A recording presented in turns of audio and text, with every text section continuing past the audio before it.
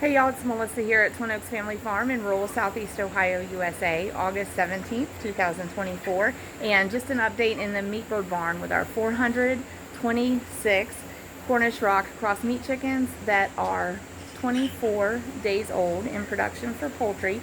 So I'm going to turn the camera around, give you a look at them.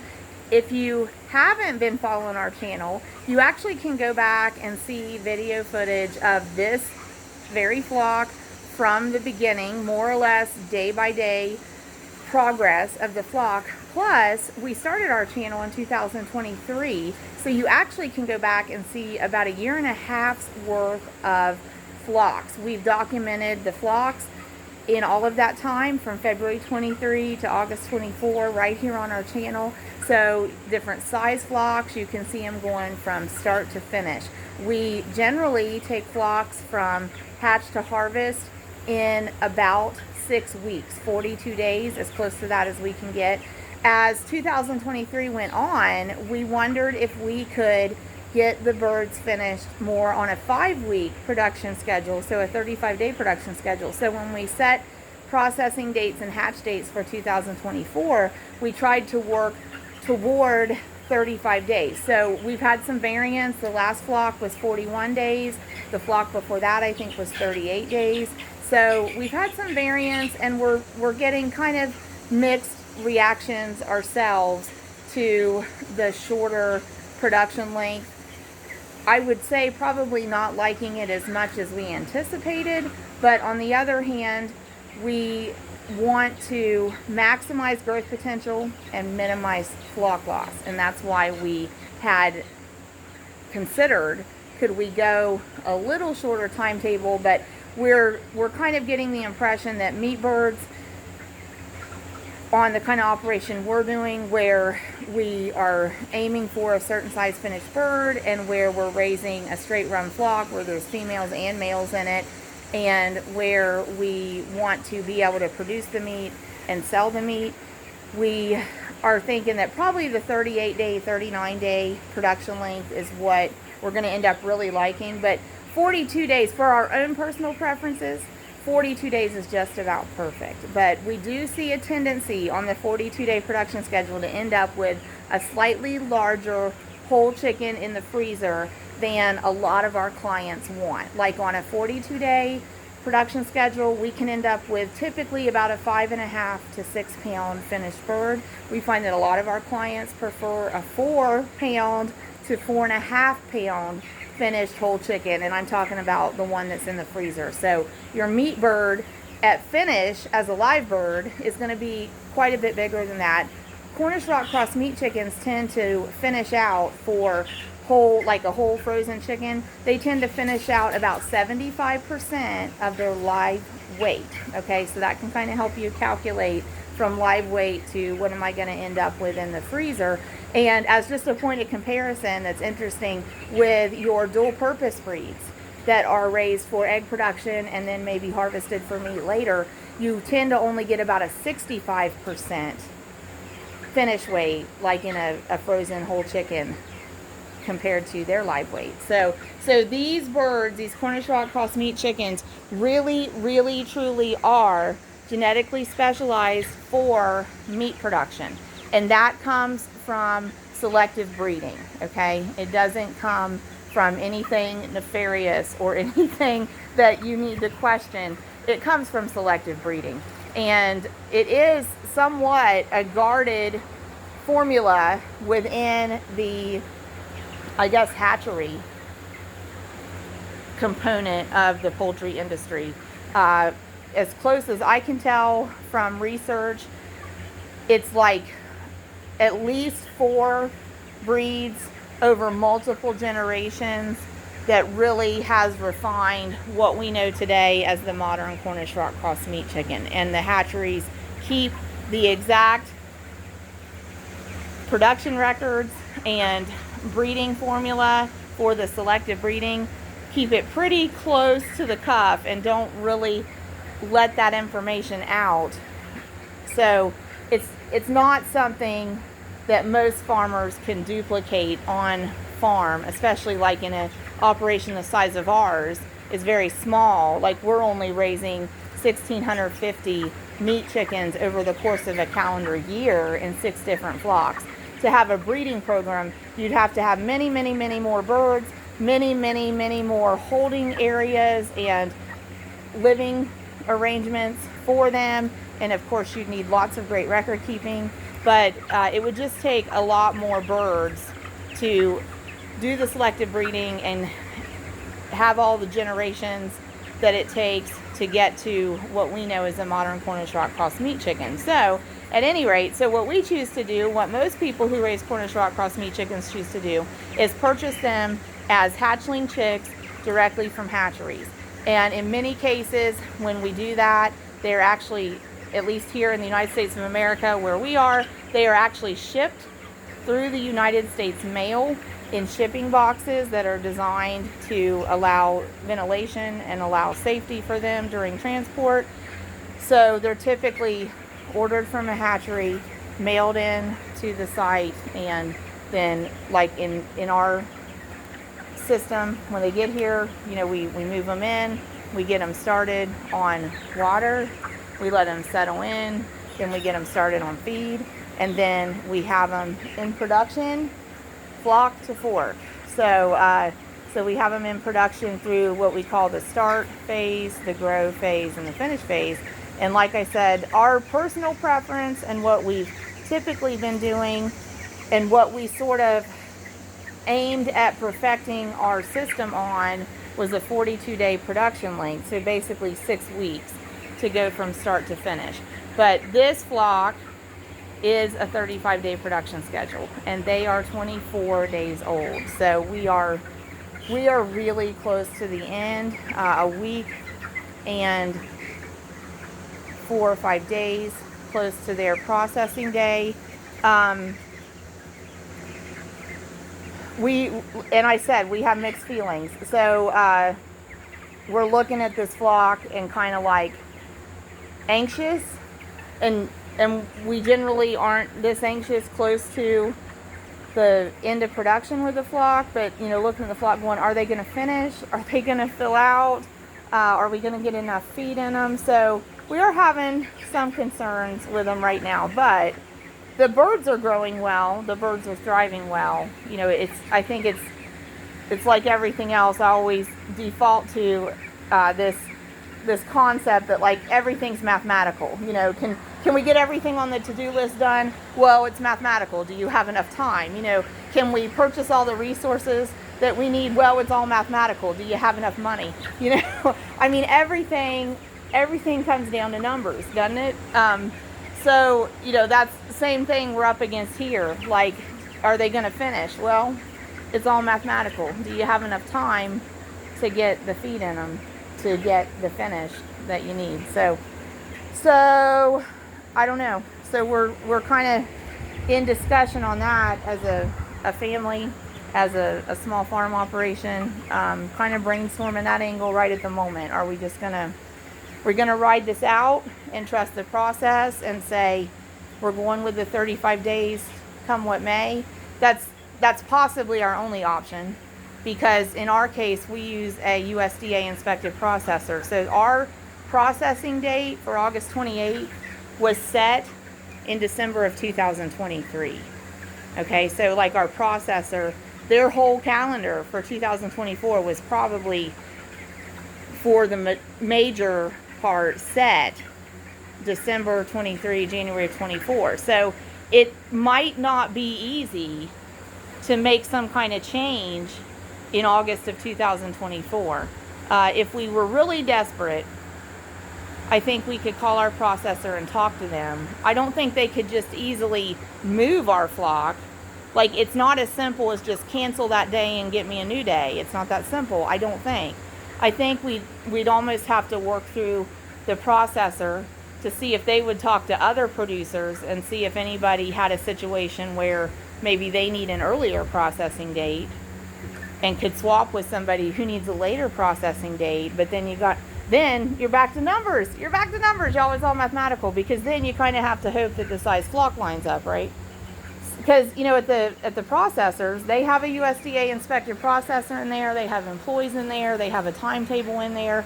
the number of birds they plan to process for that day has to fit the number of people and the roles that those people are doing. It has to all jive. So, so there's a lot of angles to this. So in that regard, if you're raising Cornish rock cross meat chickens and you want to process your own chickens, you do save yourself a lot of money, but you also save yourself a lot of what ifs when you get down to the end of production and you see maybe our timetable isn't fitting this flock real great. If you process your own, you have some flexibility to either move your processing date forward or move your processing date back. When we choose to use a USDA inspected processor, we may still have some flexibility, but we're at somebody else's mercy on that.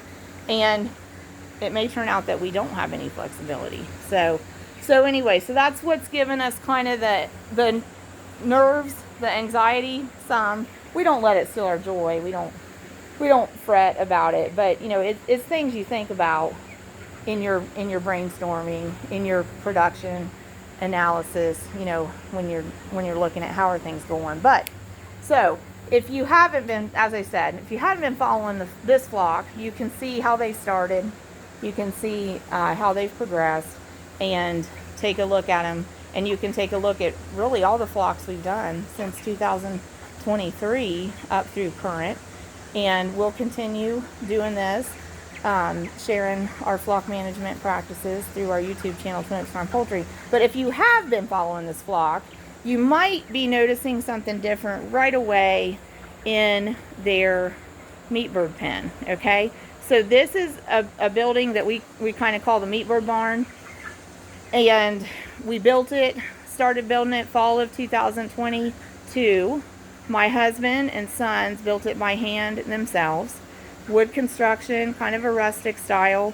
When we initially built it, we left a couple of things kind of unfinished, thinking, we'll finish them later. As I look at these birds through the camera, I digress here just a moment. They really are looking good. We do have them right at the end of the grow phase, heading into the finish phase. They are going to start putting meat on now, converting feed to meat. Prior to now, the energy from the feed has been going more into growth, more into internal organs, more into feathering.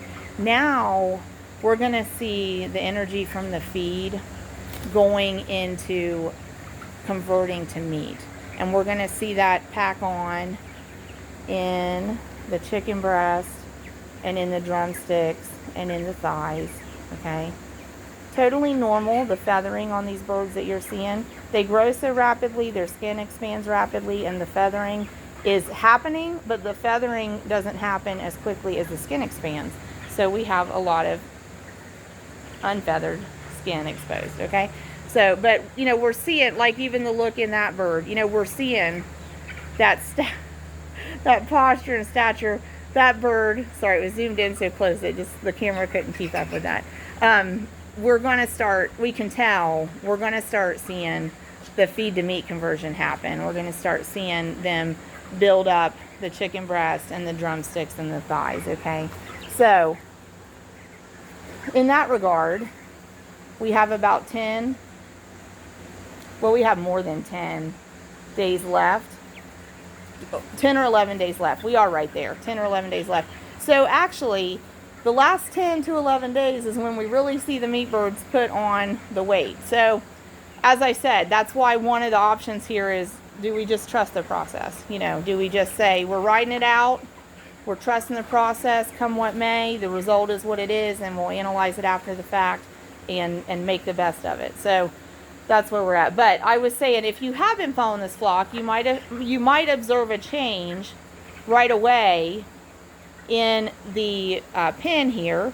So told you a little bit about the barn. I said we left some things unfinished. One of the things we left unfinished is, as you look at the walls, you can see the gaps between the boards. Originally, we were going to put batten strips on the outside of the building, narrow strips that would cover where the boards join and would effectively seal or block those gaps.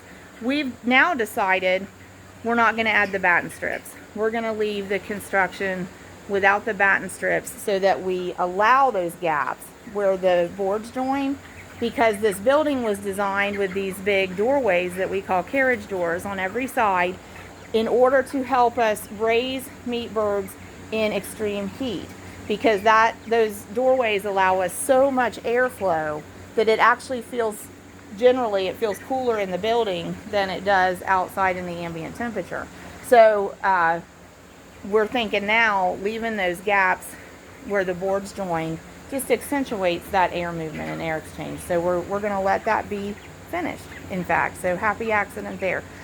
So the thing that changed, though, what changed in the pen, we did have this short wall of yellow crates. Those are actually live poultry transport crates. We had them prior to today, prior to recording this. We had those right here lined up, not quite where these waters are, but where that door frame is on the left. So as you're looking at the door frame, the post running down the left side of it, that's where we had this temporary short wall made out of the livestock poultry crates. So all the birds had to stay from there over. Okay, so that's basically what they had before, all right, up to this short wall. So we wanted to expand that to give them pretty much all the floor space. We'd love to let them have more of this floor space out toward the front, but we need a little room to store feed. We need a little room to get to our water spigot. So they have most of the building's floor space. It's a 30-foot by 30-foot building. It's a 30-foot by 30-foot floor space for the chickens, and it was sized for 450 Cornish Rock cross meat chickens at finish.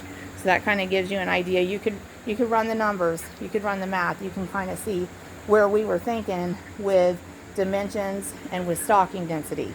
We planned 30 by 30 foot. So what would that be? 9,000 square feet, right? No, I'm sorry, wrong. 900 square feet. And that's why I don't do math when I'm doing a video. So 30 by 30, 900 square feet. So we planned 900 square feet for 450 Cornish Rock cross meat birds at finish, okay? So that would guarantee us that at finish, if we let them have the entire floor space, which would include like all this up here, if we let them have the entire floor space at finish, we'd still have 2 square foot per bird. But when we say 2 square foot per bird, it's not really 2 square foot per bird, because you have all this paraphernalia, feeders, waters, you have all that in their space. You might even have fans in their space like we do with this flock, okay? Those things take up room, and that's kind of why we want to build like 2 square foot space per bird into our stocking density, because we know that when we put 10 large waters and 15 large feeders into their space, those are going to take up a lot of room, okay? So that takes the floor space away from their birds. Like I said, y'all, isn't everything numbers? Everything is numbers. It's all mathematical. So you can kind of foresee a lot of the issues that are going to come up with any endeavor ahead of time by just planning out the numbers, and you can mitigate a lot of the problems by planning enough numbers, right? So that applies to everything in life, doesn't it? So anyway, so this flock only had about 2/3 of what they have right now. So this morning I moved that wall from right there over to here, and that let me also spread out the feeders and waters. So all these feeders and waters here that are spread out in all this space, they were also packed into that amount of space. So they were much closer together. So this is good for our birds because it gives them more floor space. It spread out all the supplies that we use for them. So why didn't we have it this way before? Well, one thing is when the birds are smaller, they don't have to have as much space. So we typically do start them like hatch day, when they move in day. We typically start them by confining them into a pretty small space of this building and make that into a brooder space. In fact, that's why all those heat lamps are hanging there. We would drop those heat lamps, and that was where we started them. And we had kind of some barriers set up to confine them to that. And as they grow and fill that space, we just remove the barriers or move the barriers out and expand the space. And so they just gradually start and then grow and fill the space, and that works up to whatever space we need for them to finish successfully. Okay, so this is their finished space. So this is what we will finish production in for the next like 11 days that we have them. They go to they are scheduled to go to the processor on August 28th, 2024. Now, total in the barn is 426 birds. Total on this side of the short wall where you're seeing all these birds is 424 birds. We've pulled out 2, so these birds are in intervention. So I think honestly the one which you'd be seeing on the right in the screen, I think is just a runt. There's not a lot of issues with that bird, just small compared to the other ones. We noticed it getting shoved around a lot at waters and feeders, and then it wasn't getting to get to the water and feeder because the bigger birds were just shoving it out of the way, and it was starting to shuffle a little bit in its gait instead of moving smoothly. So we just decided, wow, that's a lot of competition for that little bird in there, so we're just going to pull it out, which worked out great because we have this other one, which you're seeing on the left side of your screen, that we also wanted to take out of the pen and actually had already removed from the group at large.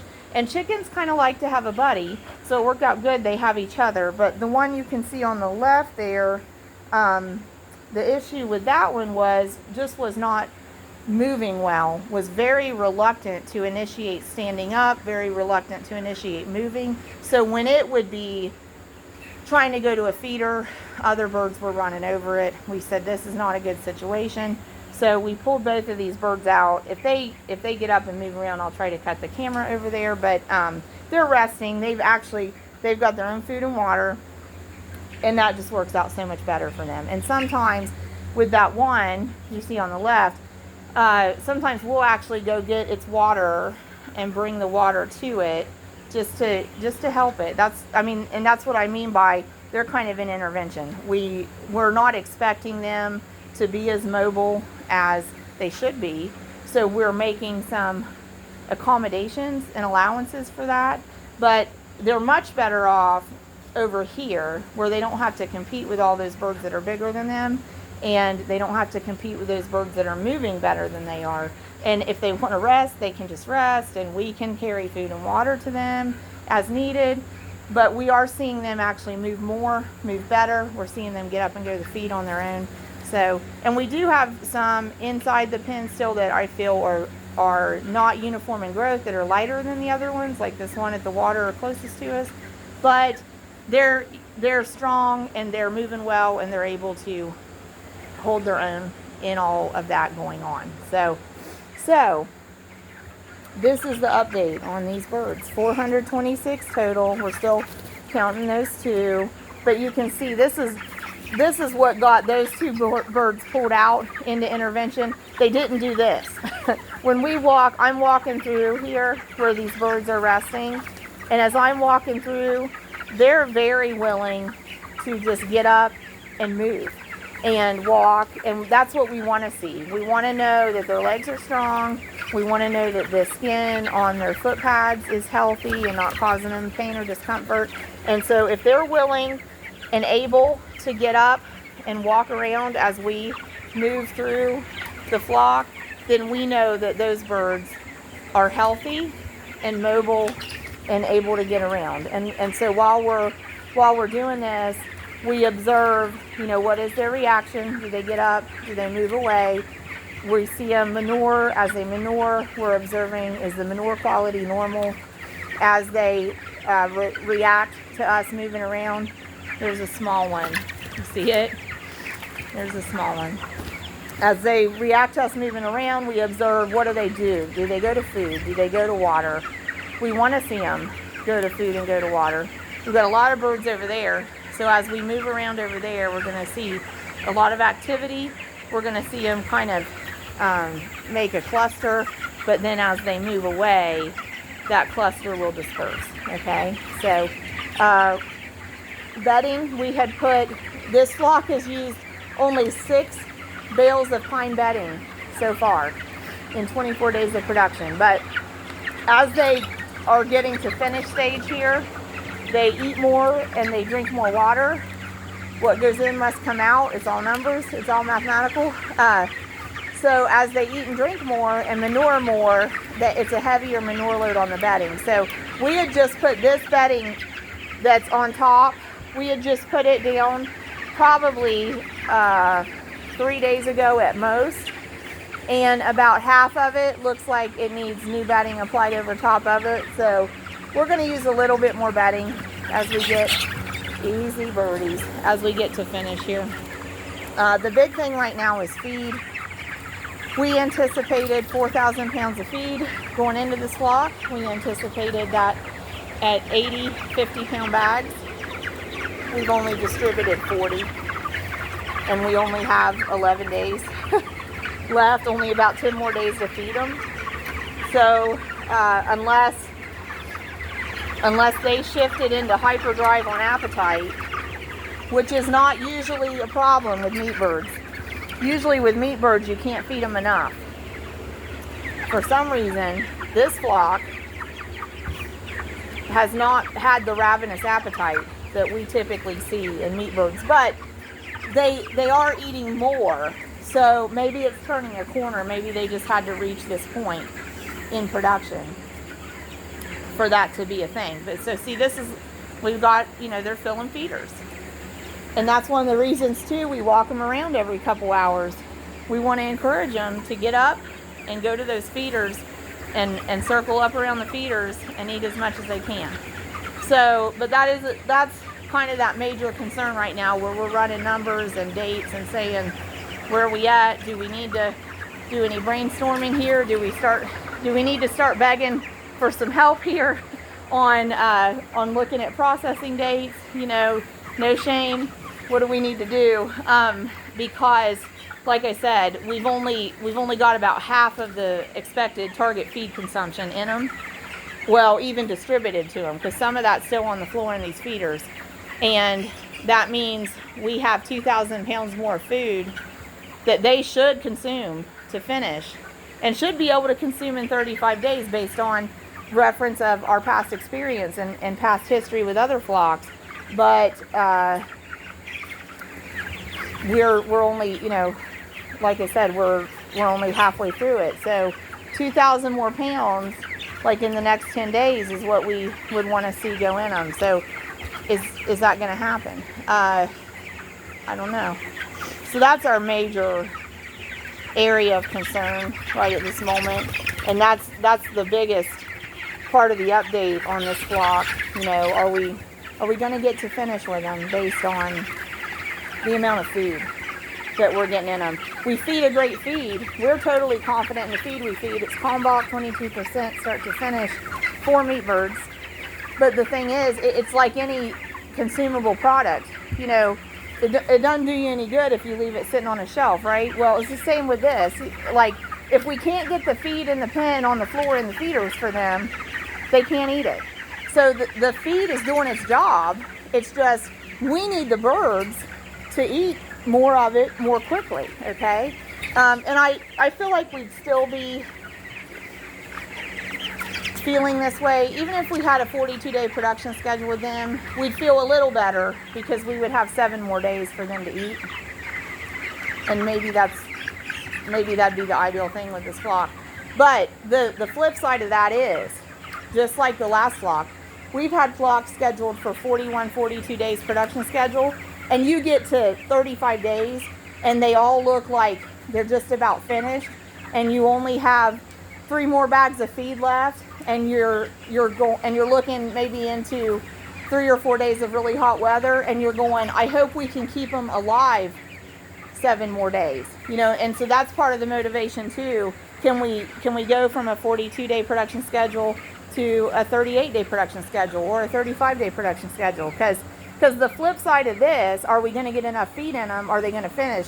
the flip side of that is, they are finishing and we have 7 more days till processing. Are we going to be able to keep them alive? And that's what I started with. The threshold of success and the goal is maximize growth potential, minimize flock loss. And so we're trying to find that spot where we do that the best and most efficiently. So anyway, but that's what we want to see. We want to see birds at feeders, okay? So thanks for joining us. But this is, like I said, 426 Cornish rock cross meat chickens. If you want to raise 100 or 50 for your household for a year's supply of meat, or if you want to get together with another couple households and raise 200 birds for meat, you can do that. And you can take these practices that we describe right here at our channel. You can scale them to whatever size flock you want. We recommend 6 weeks with meat chickens. You can go 7. I guess you could go 8. You can seek out people who prefer that and ask them how they do it. But I know in our production system, and our birds are in a building, taken good care of every day, light on 24/7, full feed 24/7, and typically 42 days is just about perfect. And it does take some work. It does take some kind of management intensive planning and following through, but it definitely can be done.